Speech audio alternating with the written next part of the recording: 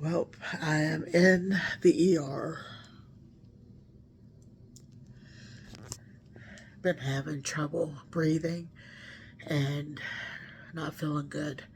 Yeah, I know everybody keeps saying I look really good, but I don't feel good. Uh, it's congestive heart failure. They just gave me some Lasix in my IV, so not sure yet if they're going to keep me or send me home. Um, if you just look up congestive heart failure, I've got every one of them. So just gonna update you guys and just gotta get this weight off. I've got to get walking and moving, and Steve's over here, he's with me. It's about 9:30 on a Sunday night. It's about 6 after 4 in the morning. Still haven't got a room for me yet.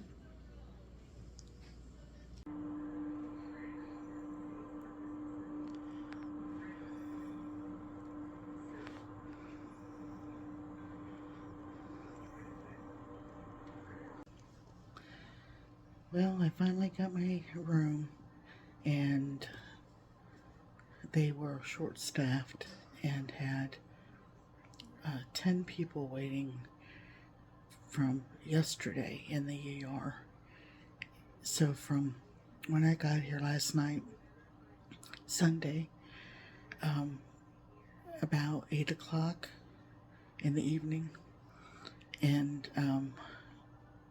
I was in 3 different ER rooms. I don't know why I had to be kept being moved, but so they just got me my real hospital room, and I'm so glad to know that there's no one in here with me, and I've got my own restroom. I'm thankful for that, because all last night and today, because it is 4 o'clock right now, but all last night I had to use a shared restroom with everybody, and a lot of people were there really sick, like, the flu and COVID and all that. So I'm really hoping and praying that I don't get anything on top of already feeling crappy. But I am breathing so much better. They've been putting me on that Lasix, as I told you guys, right in the IV. I don't have a regular IV fluids going in, of course, because I'm swollen up real bad. But the Lasix is working. It is making my blood pressure go really low.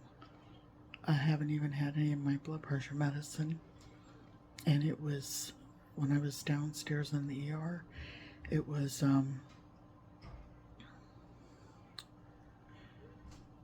114 over 49. That terrified me. But up here it's went up, so maybe the Lasix is running out. I don't know. But yeah, that was scary. But anyway, I'm supposed to be having a ultrasound on my heart. And for those of you that don't know, in 2019, I had a heart attack and I had a triple bypass. And I knew that this day was going to come.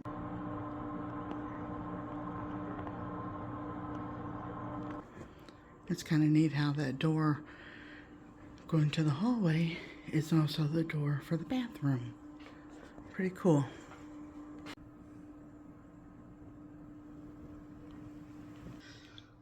So today it is Tuesday, and I have lost a total of 12 pounds of water weight since Sunday evening when I came in to the hospital. So I can breathe so much better. And yeah, my feet are still swollen. I still got a lot of water on me. But today I had a ultrasound done of my heart, and they will read that tomorrow, and I'm hoping that I get to go home. I miss being home. I miss Ziva so bad, I told Steve if she was smaller, he could smuggle her in here. But she's, she's getting big. But thanks for all the prayers. I really, really needed them. I'll talk a little bit more later. All right, so now that I'm feeling better, I thought I would come on and explain a little bit in case you aren't aware of what happens when you have congestive heart failure. So, as you guys probably know, I had been not feeling real good, and it seemed like I was just swelling more and more. And usually when I would swell like that, I'd be able, in a few days, the swelling would go down, like in my feet and stuff. Well, this time it happened. It was my legs swelled, even my knees, my stomach, and I just was having trouble breathing. So Steve got home from church on Sunday night, and I wasn't feeling good at all. And I was like almost gasping for breath.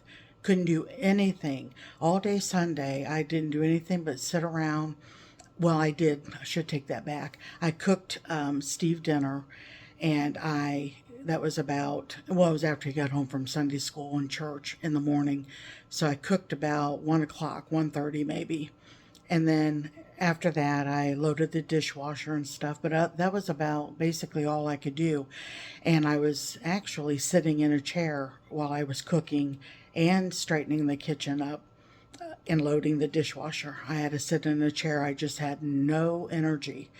And I kind of suspected, something with my heart again. So I told Steve, I felt sort of like, if anybody has ever had anxiety, I felt sort of like that, like I was anxious, and maybe that was why I wasn't able to get a breath, good breath in. Matter of fact, I have been doing that, having problems breathing for a couple weeks because I had downloaded an app on my phone that reminds you to do like cleansing breaths and deep relaxing breaths and all that. So I had been using that app and hoping that, it would help me feel like I was getting air. Apparently, I had no idea that my lungs were also getting fluid in them. So yeah, we came up to the emergency room. Well, first of all, let me finish that part. I told Steve Sunday night that he got home from church, and I think it was about 8 o'clock or so. And he got home from church, and I told him, I said, I don't know if it's anxiety because I'm like having trouble getting air. So I took part of a Xanax, which is an anxiety pill, and I only have those for extreme cases. I don't take them, all the time. So I took that, and I told him, I said, let's go for a ride. And during the ride, if I don't feel better and able to breathe better, you're going to take me to the ER. So that's what happened. I ended up at the ER. Well, they were short-staffed, so full and so busy that there was no beds. They admitted me that night, Sunday night, but there was no bed for me. So I spent the night in the ER, moved, as you guys probably seen in that a little clip I tried to do. I had moved to 3 different ER rooms, and I have no idea why, but I was just like, okay, whatever I have to do, is what I'll do. So when they finally got me into my room yesterday, it was so much nicer because I was kind of fearful because the ER was swamped with people, and a lot of people had COVID and stuff. As a matter of fact, there was a gentleman right in front of where I was at, and they actually put him in isolation, but I was right there when he came through, and so I started praying. I was like, God, I've already got these issues. Please protect me from getting this COVID and all that. And I'm just going to trust in him that he was protecting me from all those germs. So when they got me up here, because the reason was they started me on that Lasix, which is, say, like a water pill.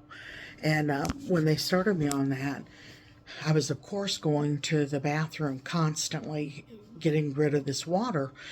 And when when I was in the emergency room for all of that time, I had to use a public, like a bathroom that everybody else in the ER was using.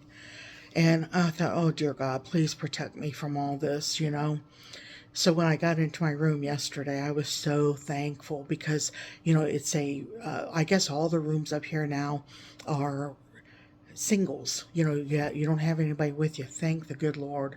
So Sunday night, I didn't sleep at all. I was up all night Sunday night and all day on Monday, yesterday, and went to bed. Finally was able to get to bed.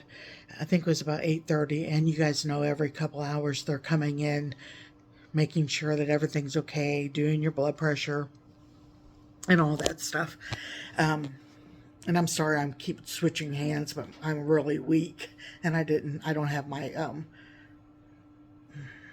selfie stick. Couldn't even think. And that's another thing. Sometimes when your congestive heart failure is so bad, it makes you like foggy in the mind. And I've been real bad about that. I thought it was just my fibro, kicking up, but apparently that's what it is. Let's see, I was going to say. Okay, so I don't remember what I was going to say. So I will tell you that today they weighed me, and since Sunday, I've lost 12 pounds of water weight. And that's why I can breathe so much better. And I also wanted to say the doctors were like, oh, you look like you are doing really well. And, oh, you look good and healthy. And yeah, I wasn't, and I'm not. And I told him, I said, you can't go by the way people look, because if you knew how I felt, if I looked as bad as I felt, it would be horrendous. And I was telling them when I had my open heart surgery, that triple bypass, that the surgeon had told me that if he hadn't done the surgery, he wouldn't have believed that I had had it done, because my color was good. I try to keep a good attitude. I try my best to. So yeah, it was just kind of funny because I started hearing that again this time. Oh, but you look so healthy, blah, blah, blah. And I'm like, oh, I wish that I felt that way. Okay, I'll be right back. Can't remember. Once again, I can't remember. But today I ended up getting the ultrasound of my heart, and they're going to read it in the morning, and then I'm not sure what the next step will be. I don't know if it's going to take certain medication changes to help me keep this fluid off of me. Yeah, I don't know yet. I have to wait till in the morning. They have me on a low sodium, sugar-free, heart healthy diet. And I'm going to do my best, you guys. I'm going to do my very, very best. I will get into talk about that once I get home and I'm able to research and find out what would be the best thing. I basically know, but I want to get a program started for myself. Because once you have congestive heart failure, you basically always have it. And I am actually, they go by classes, like stages, and I am in, it goes A, B, C, D. I'm in C, and D is the last one. So if I want to be here, Lord willing, I'm going to have to do something to help myself. And I'm going to say right now, this is my opinion. It's not I'm not a doctor, you know, it's my opinion. But if you are a young person, say in your 30s, and you're already struggling like with your weight and all that, if you are starting to get a little bit of high blood pressure, or if you are a pre-diabetic, please, please, please, please make yourself eat a healthier plan and get the weight off, and your blood pressure will be better. You probably won't become a diabetic. I wish so bad, you guys, that, you know, hindsight's 2020. Many times in my past, I wanted to have that weight loss surgery, and I always chickened out. And I'm telling you, if there was one thing that I could change, that would be it. I would have had that surgery. I know it's not a cure-all, and I know that you still have things you have to do yourself, but I definitely, definitely would have had that surgery. So if you are struggling, I'm begging you. If you don't want to find yourself, I'm 59 and I had open heart surgery 4 years ago. If you don't want to find yourself laid up like I am, please do something now. Don't do like me. Don't wait until years later and say, "Man, I wish I'd have done it." Or, "Man, I wish I'd have done this or that." I have to start like right now. You know, 4 years ago when I had that surgery, if I would have stayed on the program they had started me on in the hospital, I probably wouldn't be as bad as I am now. So I'm just saying, please, please, listen to me. I I don't want anybody having to be like this and go through this. Um, yeah, I would beg you, put away the sugar and put away the things, chips, you know, stuff like that. All the good stuff, as we say. It's not worth it. It is not worth it. I guess you know what? I lost 105 pounds years and years ago, and I always thought to myself, nothing tastes as good as feeling good. Um, isn't that how it was? It might have not been, you guys, exactly like that, but it was something like that. And like I told you, I've got a little bit of brain fog going on. But anyway, I told Steve tonight, I said, "Honey, I'm sorry, but I'm like a heroin addict. If I have candy or chips or, you know, stuff that is not good for my heart, if I have it around the house, I have a problem. I have a food addiction, and I know that, and I have been battling it, and I have been praying about it, and I've gotten better over the years, but I've got to just totally kick it in the butt this time and stop this." And I told him, I said, "Please don't buy it, or if you buy it, hide it. You know, just eat it at nighttime when you're by yourself or something. You know, hide it from me." Because I will find it if it's, you know, if it's on the table or something, I'm going to get into it. I can talk myself out of it and I'll be real strong, and then I'll have a weak moment and I'll eat a whole bunch. And I'm just being 100% truthful today because I want to get better. Well, I'm not going to get really better. I want to be stable and feel better. And I don't know how much longer I have on this earth, you know. I have my grandparents on my dad's side passed away of heart failure. My dad and his three brothers all passed away of heart failure. I've had cousins that have had heart attacks already. I lost one of my first cousins to a heart attack, and then I lost another first cousin to a heart attack, but they're not sure because he also had cancer. So, not really blaming that probably on the heart, but so yeah, I was giving some yucky genes, and but yeah, I'm gonna. I told my sister today. Renee came up and visited me, and I said, "You know what? I'm going to just show God that I want to be here. I want to live. So I'm going to show him that I'm going to stick to this." So I'm going to try, you guys. When I quit smoking, I was in my early 30s and I smoked for a long time. I had to promise God that I wouldn't have another cigarette, or I would have cheated and I would have been smoking years ago. But because I promised God and I knew that I would never go back on a promise I made him, that's why I did it. And I, of course, I'm still smoke free. And so I might have to do that. And you know, when I promise something, that is 100% what I'm going to do. And I'm afraid to do it. With food, I'm afraid to promise God that I won't have certain things, because I'm going to have to do it. And it's tough, you know, but I'm going to have to think of something, some way to stick to the plan this time.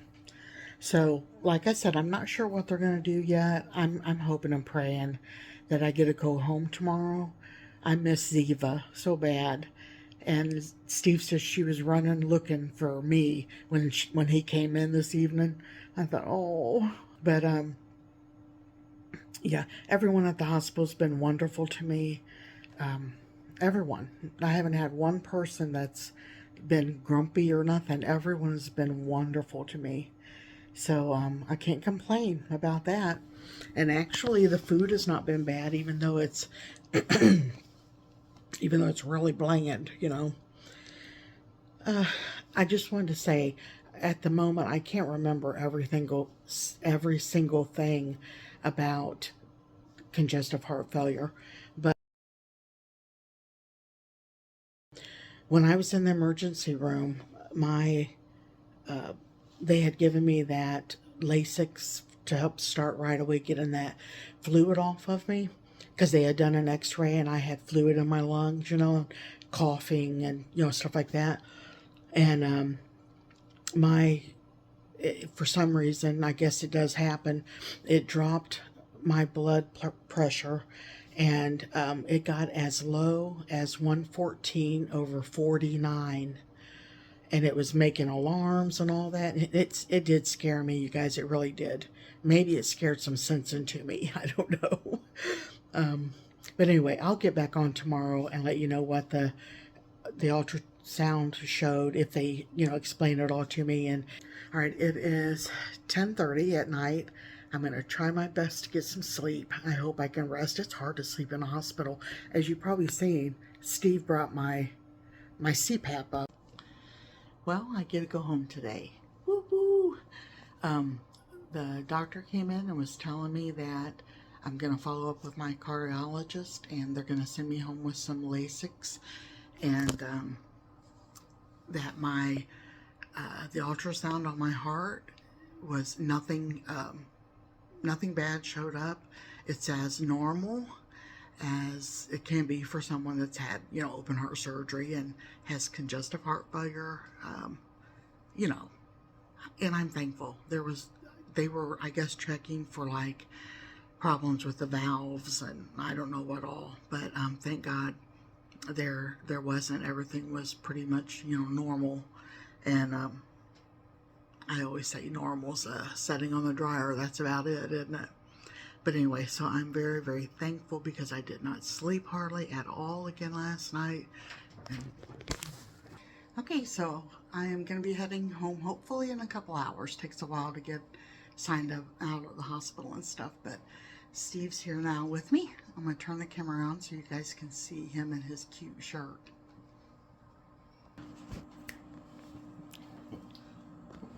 Can you stand up, huh? Oh, It's... for crying out loud. Oh, scoot back. Or wait, I can do the... Oh, there you go. Yeah.